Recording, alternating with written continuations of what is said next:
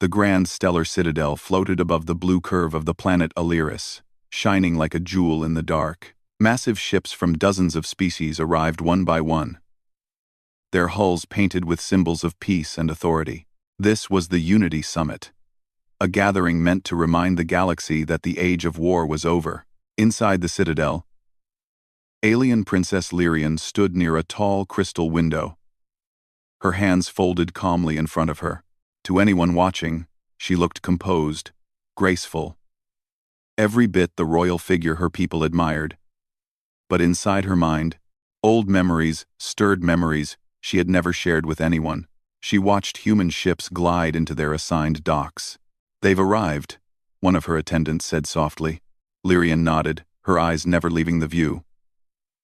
"Yes, I see them." Humans were still a strange presence in galactic politics. They were newer than most spacefaring species, and carried a reputation that made others uneasy. Some called them reckless. Others called them dangerous. A few, quietly, called them heroes. Lyrian knew the truth was more complicated. Years ago, during the height of the war, she had been young and inexperienced. Her royal convoy had been ambushed near a disputed system. The guards fought bravely, but they were overwhelmed. Her ship was crippled, drifting, and then boarded. She had believed she would die that day. The memory returned as clearly as if it were happening again. Fire alarms screaming. The smell of smoke. Her hands shaking as she hid behind a shattered console. Alien raiders closing in. Her guards falling one by one. Then the humans came. Not a fleet. Not an army. Just one ship that should never have been there. A human soldier had burst through the smoke. Weapon raised. Armor damaged. Eyes sharp and alert. He had moved fast, covering her without hesitation, shouting orders she didn't understand but somehow trusted. He had carried her when she couldn't run anymore. He had shielded her when explosions shook the hull. He had stayed behind to hold the line while escape pods launched. He had saved her life. Lyrian exhaled slowly and forced herself back into the present. That soldier had never learned who she truly was, and the galaxy had never learned what humans had sacrificed during the war. Now, fate had brought them both here. Behind her, the chamber doors opened as officials entered to prepare for the opening ceremony. Advisors, guards, diplomats, everyone moved with careful precision. This summit was fragile. One wrong word could reopen old wounds. "Your Highness," her chief advisor said, bowing slightly. "The human delegation will be seated shortly." Lyrian turned to face him. "I wish to observe their arrival." The advisor hesitated. "That is unusual." She met his gaze, calm but firm. "It is my right." He bowed again. "Of course." The grand hall filled quickly. Tiered platforms rose in a wide circle, each marked with the symbols of different worlds. Lights shimmered above, casting a soft glow across polished floors. Security drones hovered silently, and guards stood at every entrance. When the humans entered, a quiet ripple moved through the room. They did not wear elaborate robes or glowing ornaments. Their clothing was simple, functional. Their expressions were serious, almost restrained. At their center walked diplomats and officers. But Lyrian's eyes moved past them, searching. Then she saw him. He stood near the back of the group, slightly apart, hands clasped behind his back. His uniform was neat but unremarkable. No medals. No sign that he had once faced impossible odds alone. He looked older now. His hair was touched with gray. A thin scar marked one side of his jaw. Her heart skipped. That was him, the human who had saved her. He did not look at her. To him, this was just another assignment, another duty. He had no idea that the Princess of Alaris stood only meters away, staring at him with emotions she had buried for years. Lyrian felt her chest tighten. "Is something wrong, Your Highness?" An attendant whispered. "No," she said quietly. "Everything is exactly as it should be." The opening speeches began. Leaders spoke of unity, of lessons learned, of the cost of war. Words flowed through the hall. polished, and careful. Applause followed at the right moments, but Lyrian barely heard any of it. Her thoughts were fixed on the human soldier. She wondered if he remembered her at all. To him, she might have been just another life saved in a long list of missions. Humans were like that. She had learned. They acted first, asked questions later, and rarely spoke of what they endured. As the speeches continued, tensions simmered beneath the surface. Some alien delegates watched the humans with suspicion. Others whispered among themselves. Old fears did not fade easily. One ambassador leaned toward another and muttered, "Why invite them at all?" Lyrian heard it. Her fingers curled slightly. "You invite them because you owe them everything," she thought. After the formal session ended, the hall shifted into controlled movement. Delegations broke into smaller groups. Conversations began polite, cautious, layered with meaning. Lyrian remained still for a moment, gathering her courage. She had waited years for this moment. Finally, she spoke. "Clear a path." Her guards reacted instantly, moving ahead of her. Conversations slowed as people noticed the princess walking directly toward the human delegation. Whispers followed her steps. Why was she approaching them? What did this mean? The human diplomat straightened as she approached. One of them stepped forward respectfully. "Your Highness." She nodded politely, but did not stop. Her eyes were locked on the soldier at the back. He noticed her then. His posture shifted slightly, professional, alert. His gaze met hers, and froze. For a brief second, the noise of the hall faded away. Recognition dawned slowly in his eyes, not of royalty, but of memory. Smoke, fire. A frightened young face. Eyes filled with determination despite fear. "You," he said quietly, before he could stop himself. Lyrian smiled, not the practiced smile of a princess, but a small, genuine one. "Yes," she replied just as softly. The humans around him exchanged confused glances. "Do you know each other?" the diplomat asked carefully. The soldier hesitated. Years of discipline held him back from speaking freely. "I may have met Her Highness during the war." Lyrian turned to the diplomat. "He saved my life." The words were simple, but they struck like thunder. The surrounding conversations died instantly. Eyes turned, whispers spread. "Saved her life?" The human looked at her in shock. "I didn't know who you were," he said quickly, almost apologetically. "I know," she answered. "That is why it mattered." A heavy silence settled between them. She wanted to say more, to tell him how his actions had shaped her rule, her view of humanity, her belief in the future. But this was not the moment. Not yet. Instead, she said, "I have waited a long time to thank you." He swallowed. "I was just doing my job." Lyrian shook her head gently. "No. You chose to stay when you could have left." Around them, the galaxy watched. The soldier felt suddenly exposed, standing at the center of attention he never wanted. "Your Highness, with respect, this isn't—" "It is," she said calmly. "But the time for truth has not yet come." She turned back toward her guards, pausing once more. "Please attend the summit as my honored guest." The human delegation stared, stunned. The soldier stood frozen as she walked away. As Lyrian returned to her place, her heart raced not with fear, but with resolve. The reunion had begun, and soon, the galaxy would hear what she had kept silent for far too long. The news spread through the grand stellar citadel faster than anyone expected. By the time Princess Lyrian returned to her private chamber, whispers already filled the corridors. Guards stood straighter. Servants avoided eye contact. Advisors exchanged uneasy glances. One sentence echoed everywhere, spoken in different tones of disbelief. "A human saved the princess." Lyrian stood alone near a low table, her thoughts heavy. She had not planned to reveal anything so soon. That single sentence had slipped out before she could stop it, pulled from her by years of silence and the shock of seeing him again, the human soldier. He had not changed as much as she had imagined. Older, yes. More tired. But the same quiet strength remained in his eyes. The same instinct to stand between danger and others. A soft chime sounded. "Enter," she said. Her chief advisor, Varix, stepped inside. His long face was serious, his eyes sharp with concern. "Your Highness," he said carefully. "The council is unsettled." Lyrian met his gaze. "I expected that. You publicly acknowledged a personal connection to a human officer," Varix continued. "Many leaders already distrust humanity. This could be seen as favoritism." She walked past him, looking out at the stars. "Or it could be seen as truth." Varix paused. "Truth can be dangerous. So can silence," she replied.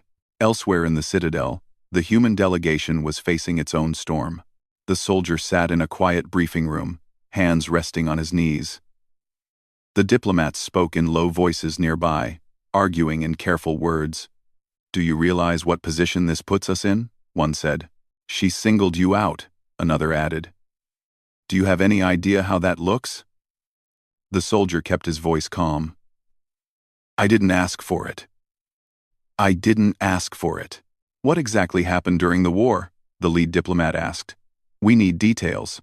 The soldier hesitated. He had not spoken about that mission in years.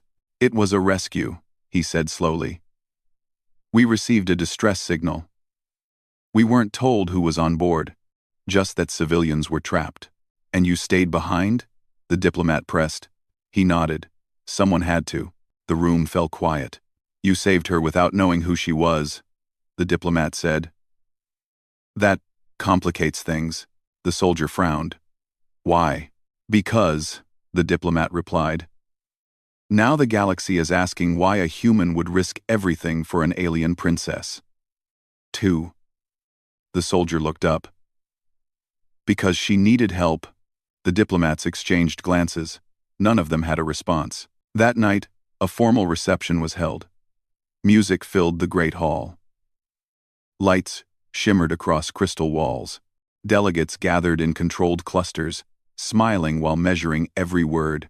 Princess Lyrian entered with grace, her expression calm. She felt eyes turn toward her immediately. She was no longer just a symbol of peace. She was now a question. Across the hall, the human soldier stood near the edge of the gathering, uncomfortable in formal settings. He watched as diplomats smiled and postured. This world was far removed from burning ships and shattered corridors. He noticed Lyrian before she noticed him.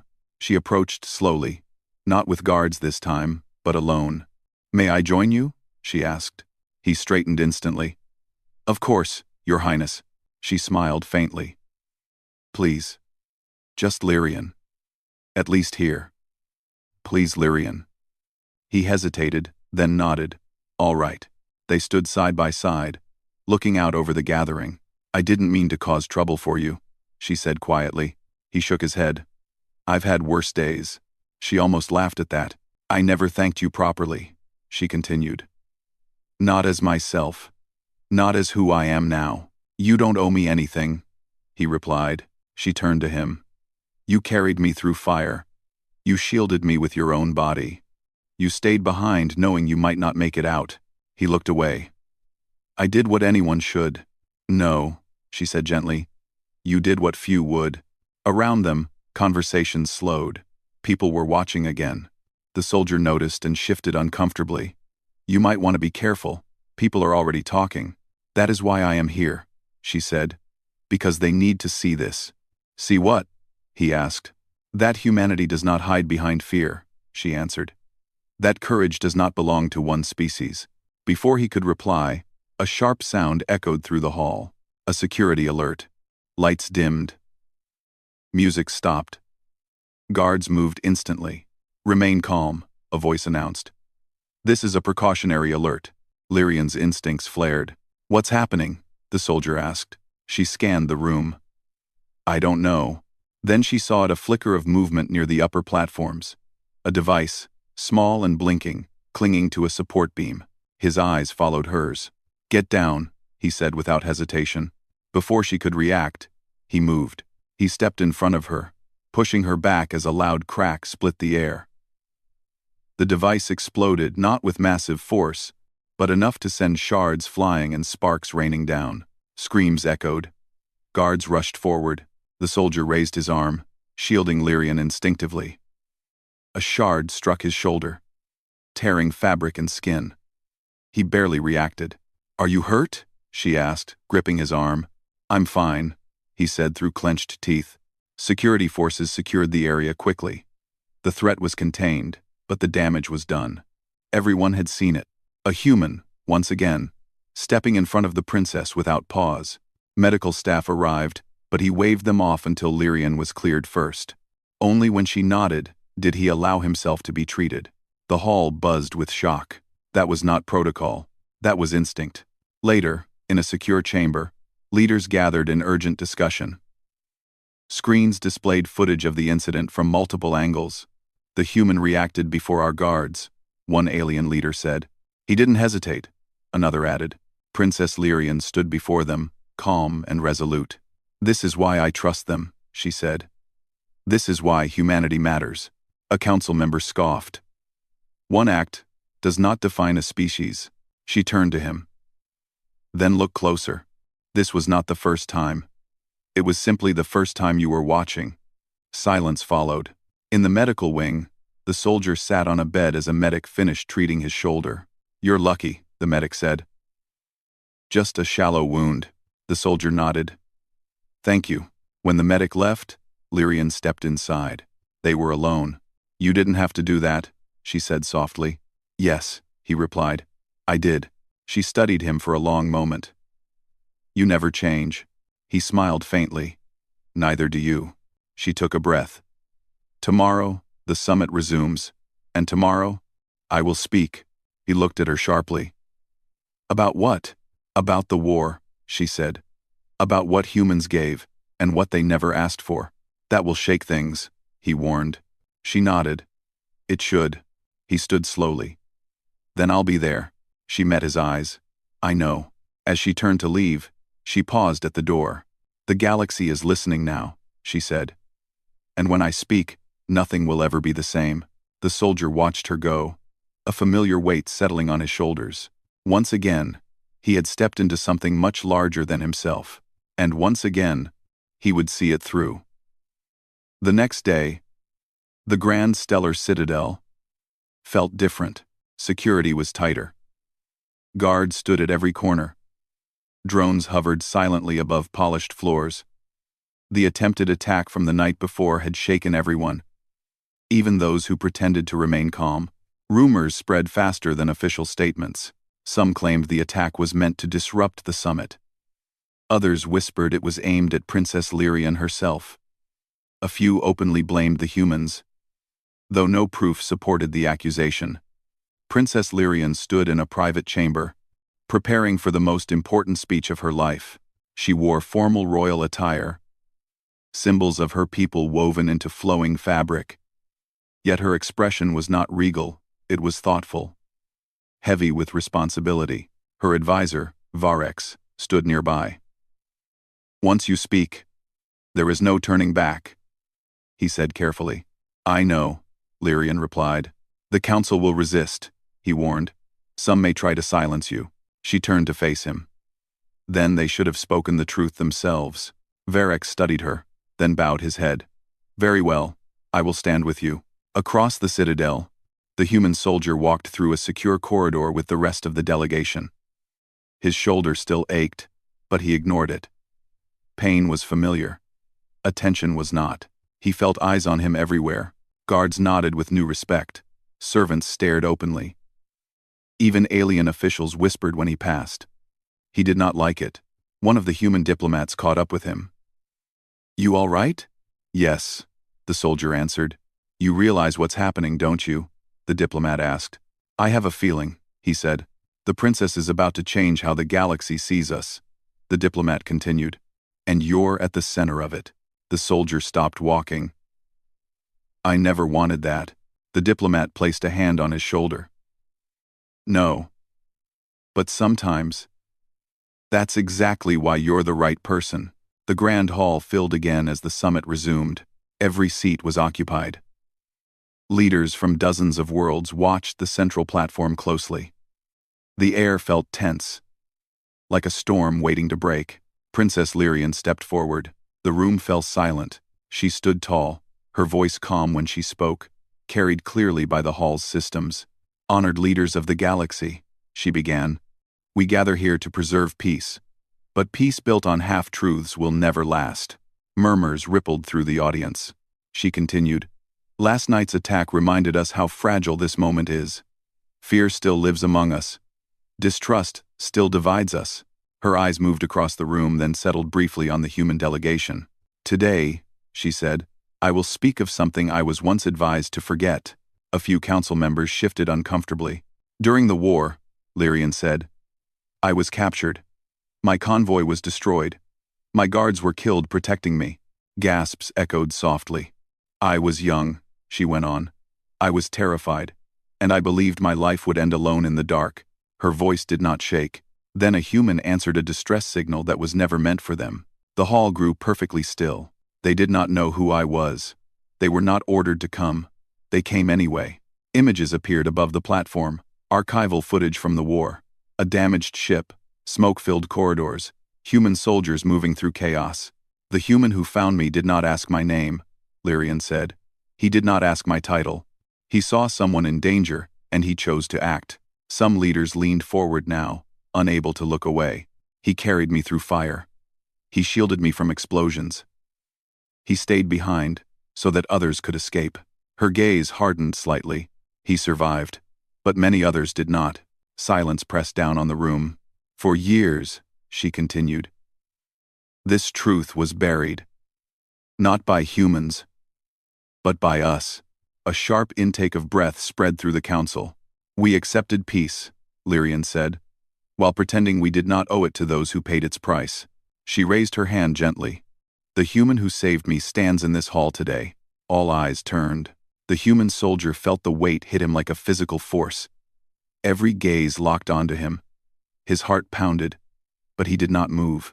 Lyrian looked directly at him. "He does not seek recognition," she said. "He never has. He represents what humanity showed us again and again during the war." Some alien leaders whispered angrily. Others looked conflicted. One council member stood. "Princess, with respect, this is one story. One human." Lyrian turned to face him. "You are wrong." More images appeared, humans evacuating alien civilians, human medics treating wounded of other species, human ships holding defensive lines, while others escaped. "This is a pattern," she said firmly. "One we chose not to see." The council member opened his mouth to argue, but she continued before he could speak. "You fear humanity because they are strong," she said. "Because they adapt, because they fight fiercely." Her voice softened. "But you should understand this instead. Humans fight hardest not for conquest, but for those they choose to protect." The room was silent except for the low hum of the citadel. The human soldier stood very still. He wanted to disappear, but he also felt something unfamiliar, pride, mixed with sorrow for those who never came home. Princess Lyrian took a breath. "Last night," she said, "when danger returned to this hall, it was a human who moved first. Not because of duty. Not because of orders." She paused. "But because that is who they are." This time, no one spoke. The council could not ignore what they had seen. One by one, leaders began to react. Some lowered their heads. Others looked thoughtful. A few still looked angry. But even they were silent. Finally, the High Moderator spoke. "Princess Lyrian, what is it you ask of us?" She met his gaze. "Nothing unreasonable." She gestured toward the human delegation. "Recognize humanity as true partners," she said. "Not tools. Not threats. Partners." A long pause followed. Then something unexpected happened. An alien leader from a world once hostile to humans stood and bowed slightly toward the human delegation. Another followed. Then another. The movement spread slowly, unevenly, but it spread. The human soldier felt his breath catch. The galaxy was changing right in front of him. Later, in a quiet corridor away from the crowd, he finally stood face to face with Lyrian again. "That was a lot," he said. She smiled faintly. "You handled it well." "I didn't do anything," he replied. She shook her head.